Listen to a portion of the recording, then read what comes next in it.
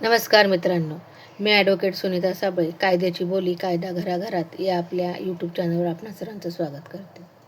आज आपण एका अतिशय महत्त्वाच्या विषयावर बोलणार आहोत. जामीन म्हणजे काय? जामीन कोणाला आणि कधी मिळतो? अनेकांना वाटते की गुन्हा दाखल झाला म्हणजे लगेच तुरुंगात जावे लागेल, पण प्रत्येक प्रकरणात असेच होते असे नाही. जामीन म्हणजे काय? तर जामीन म्हणजे न्यायालयाने ठराविक अटीनंतर आरोपीला कोठडीतून मुक्त करण्याची परवानगी. जामीन मिळाल्याचा अर्थ आरोपी निर्दोष ठरला असं होत नाही. खटला पुढे सुरू राहू शकतो आणि शेवटी पुराव्यांच्या आधारे न्यायालय निर्णय घेत असते. जामिनाचे काही प्रमुख प्रकार आहेत. तर रेग्युलर बेल किंवा आपण याला नियमित जामीन असं म्हणतो. एखादी व्यक्ती अटक झाल्यानंतर न्यायालयाकडून जामीन मागते, त्याला सामान्यतः नियमित जामीन असं म्हणतात. दुसरा प्रकार आहे अँटिसिपेटरी बेल.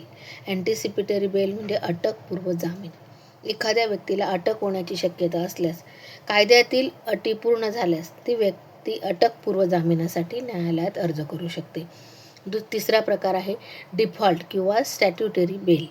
यामध्ये तपास पूर्ण करून आरोपपत्र दाखल करण्यासाठी कायद्यात दिलेली मुदत संपली आणि आवश्यक अटी पूर्ण झाल्या तर काही परिस्थितीत आरोपीला वैधानिक किंवा कायदेशीर जामिनाचा अधिकार हा निर्माण होऊ शकतो.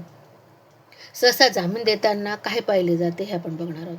न्यायालय प्रकरणाचे स्वरूप काय आहे, आरोपाची गंभीरता काय आहे, उपलब्ध सामग्री काय आहे किंवा आपण एव्हिडन्स म्हणूया, आरोपीचा पूर्वेतिहास काय आहे, तो हॅबिच्युअल किंवा त्याला सारखे तो गुन्हे करत असतो वेगवेगळ्या प्रकारचे किंवा काय, किंवा आधी इनोसंट होता अगदी आणि नंतर मग त्याला तो एखादा चुकून त्याच्या हातून गुन्हा घडला हे सारे, तो तपासात सहकार्य करेल किंवा नाही, साक्षीदारांवर प्रभाव टाकण्याची शक्यता आहे का, पुराव्यात हस्तक्षेप करण्याची शक्यता आहे का, अशा विविध बाबींचा विचार करू शकते. एक महत्त्वाची गोष्ट, जामीन हा निर्दोषत्वाचा निर्णय नाही. जामीन मिळाल्यानंतर आरोपीने न्यायालयाने घातलेल्या अटींचे पालन करणे अतिशय आवश्यक असते. मित्रांनो, आज आपण जामीन म्हणजे काय आणि त्याचे प्रमुख प्रकार कोणते हे समजून घेतले.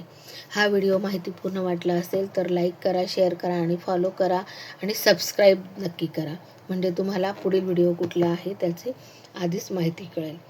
तुमच्या मनात जामीन किंवा इतर कोणत्याही कायदेशीर विषयाबद्दल प्रश्न असतील तर कमेंटमध्ये नक्की लिहा.